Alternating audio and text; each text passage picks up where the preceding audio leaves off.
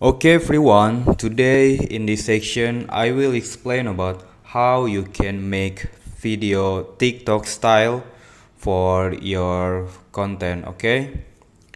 Of course with InShot, but don't forget to subscribe, give like and leave the comment on my video.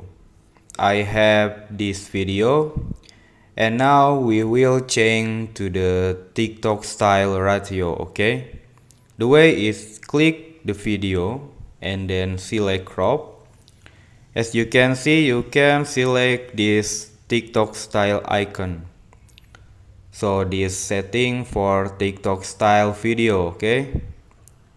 You can change to other video.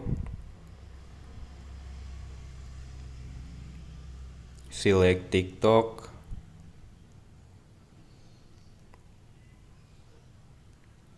So I think the way is how you can make or create video TikTok style.